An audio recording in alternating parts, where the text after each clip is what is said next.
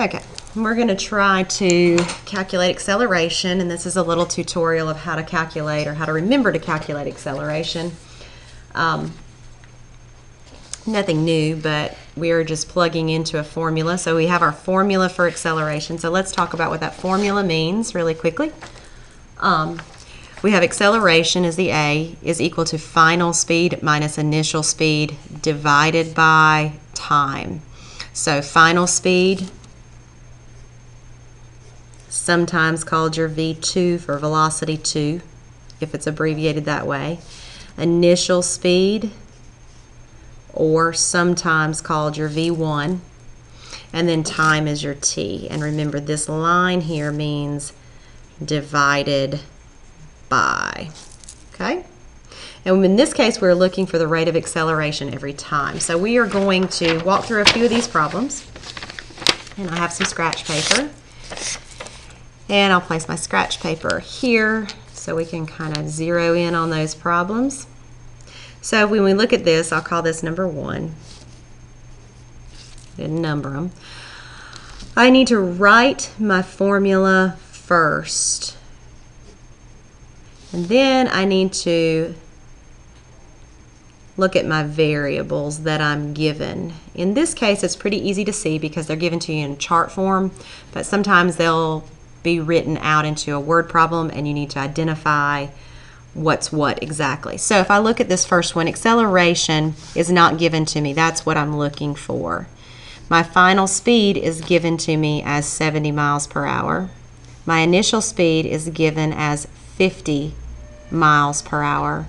And my time is given as 5 minutes. So now that I have defined my variables, I'm going to place them into my formula. I do not know what A is because I am looking for A. I'm going to slide this up a minute. There we go. My final speed is 70 miles per hour minus my initial speed, which is 50 miles per hour. Seems like you're putting those in backwards, but you're not. 70 is your final, 50 was your beginning. So you should have a positive acceleration. This object started at 50, it ended at 70, so it actually sped up to 70 miles per hour. So therefore, when I subtract those two, I should get a positive acceleration, which I do, 70 minus 50. And then that's divided by 5. So I have to simplify the top first. So my acceleration is equal to 20 miles per hour on top as my numerator, divided by 5 minutes. So it took the object 5 minutes to do this. So now I have 20 divided by 5, which is going to give me 4. And that'll be miles per hour is my rate per minute. So you'll notice that I have 2 units of time because this is my speed, my rate of speed, and this is how long it took to change. So every minute this object sped up positive 4 miles per hour. So it took it 5 minutes to go from 50 to 70. So a very slow rate of acceleration. So 4 miles per hour per minute is your correct answer. Now, we are not going to convert hours and minutes, minutes to hours. This is fine for our purposes. All right, let's look at number 2, or the second one here. I'm going to call this number 2. So again, we're going to write our formula. We are going to define our variables. We do not know the acceleration. That's what we are looking for. The final speed in this case is 88 feet per second. Feet per second, my speed. My initial speed is 0. Again, we're measuring in feet per second. Then my time it takes this to happen is 5 seconds. So now I've defined my variables. I need to go back to the formula and plug them in. Acceleration is equal to 88 feet per second minus 0 feet per second. So this object right here, I can tell, was at rest, and it sped up to 88. And it did this in 5 seconds. Okay. I have the phone ring. So if I look here, I have to simplify the top. So I have acceleration is going to be 88 feet per second divided by 5 seconds it took this object to change its speed from 0 to 88 feet per second. So now I can divide. So 88 divided by 5 You may not be able to do that one in your brain. So if you have your calculator, be sure that you always type in the top number first. Your numerator goes in first. This means divided by, so the line means divided by 5. So I'm going to type in 88 divided by 5 equals. So I'm going to clear it out, make sure it's clear. 88 divided by 5 equals, and I get 17.6. So my answer here, my acceleration rate is 17.6 feet per second. Don't forget about this second down here, per second. For acceleration, there's my speed and there's my rate of change, or the time unit that it took to change. So this object is actually speeding up 17.6 feet per second every second. You can also write this as feet, or 17.6 feet per second squared. The reason I can write it as seconds squared is because the two units of time are the same. Up here I could not combine an hour and minute unless I wanted to convert, which I don't today. So I'm going to leave that as it is, hours and minutes, miles per hour per minute. This one here can be written as feet per second squared, or feet per second. Both are correct. All right, let's do one more, and then you are going to be on your own for a little bit. So if we look at number 3, I'm going to do this the exact same way, and you think, why? Because you don't make mistakes. Well, most of the time. You can catch your mistake. So, acceleration is equal to final speed minus the initial speed divided by time. It also helps you memorize that formula. Defining my variables.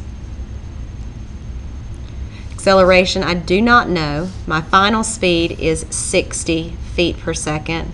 My initial speed is 0 feet per second. And then my time is 4 seconds. So let's plug those into the formula.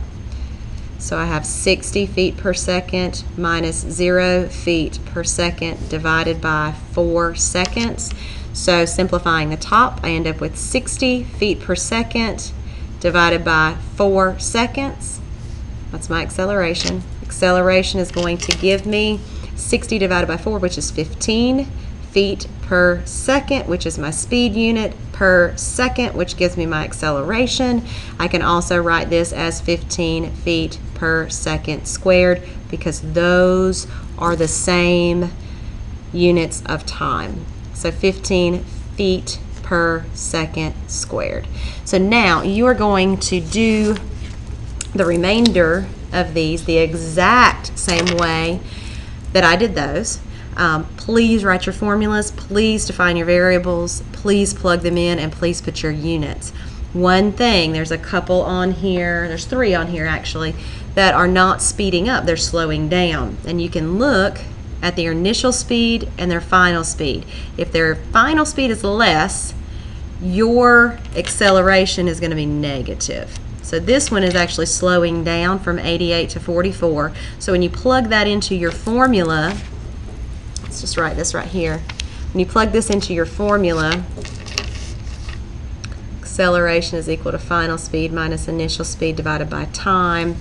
And I define, we're still looking for that, final speed is 44 feet per second. Initial speed is 88 feet per second. And my time is 4 seconds. Be sure that you put those in the right order. So it will end up being 44 feet per second minus 88 feet per second divided by 4 seconds. And you think, oh, I did something wrong. You did not, because this object is slowing down.